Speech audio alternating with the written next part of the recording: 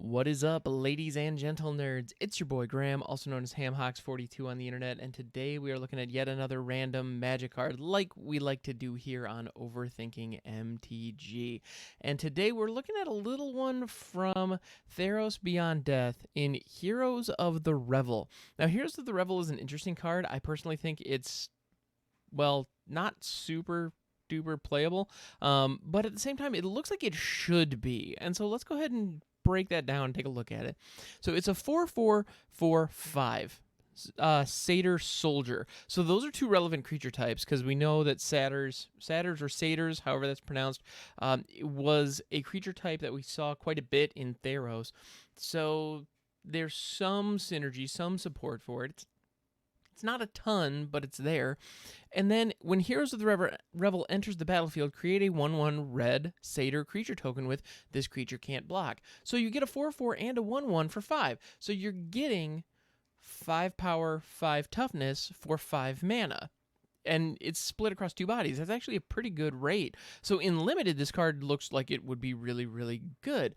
However, it costs 5 mana, which is quite a bit. Just so much. But it has another ability on it, which is whenever you cast a spell that targets Heroes of the Revel, creatures you control get +1/+0 until end of turn. So if you can target it with pump spells, then all of a sudden there's something here. But the problem is, it's a setup piece that comes down on turn 5. That's not good. That is what I lovingly refer to as the Borborygmos problem. And when I refer to that, I'm referring to the original Borborygmos, not Borborygmos Enraged, but the original Borborygmos, which is a card that I actually tried to build a commander deck around, and it did not work out so well. Let me go ahead and pull that up here. And the reason that I call it the Borborygmos problem is because Borborygmos is a setup piece that comes down, it costs 7. It's 3 red, green for a 6/7, and then whenever Borborygmos deals combat damage to a player, put a +1/+1 counter on each creature you control. Now, it's a big, powerful monster that should be very, very good. However, in reality, it's a setup piece. It's an engine that you can't get online before you have access to 7 mana. And by the time you have that much mana, there's so many better things that you could be using. So many better things you could be casting with that. And so that's why I like to refer to it as the Borborygmos problem. And Heroes of the Revel definitely falls victim to the Borborygmos problem because the heroic effect of being able to target it and pump your team is a cool effect if you have a large team. And Heroes of the Revel gives you one extra little piece of that. So it's close. Like it almost gets you what you need, but the truth is it's just too expensive. And the reason that I refer to that ability as heroic is because in the original Theros block, they had a keyword called heroic. And one such example of a card that contained heroic was a Crowan Crusader. And a Crowan Crusader was a 1/1 for 1 with heroic that said whenever you cast a spell that targets a Crowan Crusader, create a 1/1 red soldier creature token with haste. Now, let's compare these two cards. So a Crowan Crusader, it creates 1/1s whenever you target it. So if you have any kind of pump spells, and we're talking things like Infuriate, I mean Rimrock Knight nowadays, it's just very, very, I don't know, you get so much more with a Crowan Crusader than you do with Heroes of the Revel. And additionally, there were a series of cards in Theros Beyond Death that all have this ability that whenever you target it with a spell, it gets +1/+0.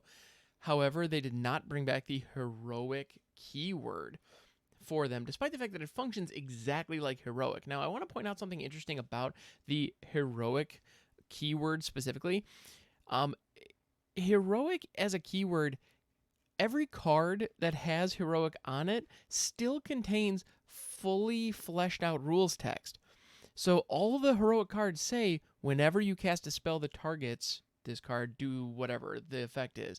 So it's not like the word heroic is adding any value onto the card itself, but it checks a development box that they need to have an additional keyword in the set for whatever reason. And landfall is actually the same way. You'll notice cards that have landfall say whenever a land enters the battlefield under your control, do the thing. And that's in that situation, I find the need to add a keyword to it somewhat frustrating, but I can see one situation in which it's valuable, and that is in deck construction and card research. Being able to go to a search engine and type in heroic and just see all of the cards that do stuff when they're targeted, I can see that being valuable. Or going to a search engine and typing in landfall and seeing all the cards that are triggered by lands entering the battlefield. Because if you're building a deck and you have an engine built around getting extra lands into play on each of your turns, then all of a sudden you want to know what all those meaningful cards are, and you want to know right now. You want to be able to get all that information so you can craft a good deck even if you don't have access to the cards yet. And so that in that situation, adding keywords even when the keywords aren't shortening the amount of text necessary on the physically printed card, I can still see some value in it. So I find it very frustrating with the card we're looking at today with Heroes of the Revel, how they did not add the heroic creature type to it, despite the fact that if I'm building a heroic deck, perhaps in EDH or in some kind of casual legacy format, if I want to build a deck around the heroic mechanic, now the Heroes of the Revel would be a great addition to that deck. However, when I go to a search engine and I type in heroic, it doesn't come up, because it does not have the heroic keyword on it. So the fact that in one set it's considered a keyword and in another it's not, I think is a little bit of a disconnect. And we see that with a lot of different keyword effects that are very set specific. That's something that happens quite a bit. You know, there are cards with affinity that don't have the word affinity on them. There are cards with landfall and whatnot are great examples of this. And that is one of those little things, is a little quality of life detail that I get hung up on, because at the end of the day, I want this game to be as accessible as possible. And so if adding keywords will add accessibility, great. Just be consistent about where you add the keywords. Now, the thing that I also find kind of frustrating about Heroes of the Revel, as well as the other heroes that were within Theros Beyond Death, is they have the word hero in the name, which means they knew they were reprinting heroic, but they chose not to put heroic on the card. But at the same time, with escape and with, they had enough keywords in the set, so they didn't want to add any more. Okay, I get that. So why print heroic cards at all? Like, why do you give us heroic cards but not call them heroic cards? That I see as a disconnect. If the set is too complex because you have too many mechanics in there already and you don't want to add any more mechanics, that's fine. Make this... And at the end of the day, Heroes of the Revel is not a particularly good card. This is only going to work in limited. So give us this exact same card, take the heroic effect off of it, and at the end of the day, you still get a card that's okay in limited that will not see any play in constructed. The end result is the exact same thing, and you don't have, nitpicking, overthinking people such as myself looking at this going, why did you do it that way? But at the end of the day, it's fine, I guess. I just think it's kind of silly how they invent keywords and then insist on not using them in later cards. That is something that it creates cohesion within a set, because you don't have one or two examples of keywords showing up within a limited environment where there aren't others. So I can appreciate that. However, what you sacrifice is cohesion within the entirety of the game. And I believe that Magic should be a holistic experience, especially with formats like Commander being one of, if not the single most popular way to play the game. Because Commander doesn't care about your limited environment. It doesn't care about how good this thing looked coming out of one specific booster pack. Don't get me wrong, I know that those booster packs need to have a cohesive experience and they need to be good. But is Heroes of the Revel any worse of a card, and is Theros Beyond Death any worse of a set by having the word heroic attached to it? I think not. I personally think that would have added more cohesion in the big picture, and any kind of ill will that you'd create in the short term by having people look at it and go, man, I wish there were more heroic cards in this set. See, that's what you would get. If they took I believe it was 5 cards from Theros Beyond Death that had heroic abilities without the heroic keyword, if you put the heroic keyword on it, the only thought you would get from people playing limited is, man, I wish there were more of these. And you know what? People who wanted heroic in Theros Beyond Death are already saying that.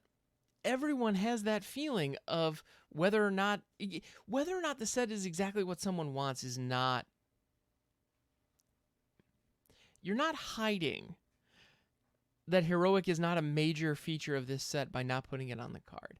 I personally believe heroic should have been printed on these cards because it would just create a more cohesive, bigger picture experience. At the end of the day, Heroes of the Revel is the kind of card that is going to find its way into bulk boxes and end up on buy lists for a nickel. And there are going to be very few people who actually play with this card. But you're going to have people who build, Boros soldier decks who think, wait a minute, I could use this. You'll also have people who are going to build Satyr EDH decks who are going to have a lot of fun with this because there are just so few Satyrs to choose from. They just need to grab every one of them that they can. And then Heroes of the Rebels is shoo-in. So, yeah. Also, I do want to point out, this has been a long-winded rant about keywords versus non-keyword abilities. I want to point out that is a very, very minor issue, and I know it's a very, very minor issue. This is nitpicking. This is overthinking at its finest. Is this card any worse for not having the heroic type or the heroic keyword added to it? I personally think so because of the search engine qualms, as I mentioned. But in the end, is that a big deal? No, it's not. This is one of those things where you can do a lot with it anyway. It is what it is, and that is okay, but I believe that Magic should be a cohesive whole. I think that's very, very important, and I'm worried a little bit about a minor issue that the development is so focused on limited environments and so focused on individual sets that the cohesive whole of the game might take a few hits. And I think that's a shame because I believe Heroes of the Revel, I believe cards like this that do fit within a larger picture that aren't as clearly represented within that larger picture, run the risk of being lost to a handful of players who build fun casual decks who would like to get their hands on them. And I do think that's a shame. Again, not a huge issue, but I think it's meaningful. I think it is meaningful. Anyway, thank you so much for hanging out. I appreciate you. This has been Heroes of the Revel and quite a weird kind of tangent on keywords versus non-keywords. And yeah, thank you so much for going with me on this journey, everybody. I appreciate you. Thank you for hanging out. You can catch me on Twitch, twitch.tv/hamhawks42. There's also a Discord server where we have all kinds of fun overthinking conversations. That link is in the description below. Thank you so much, and I will catch you next time. Don't forget, you're a good person, and you deserve to be happy.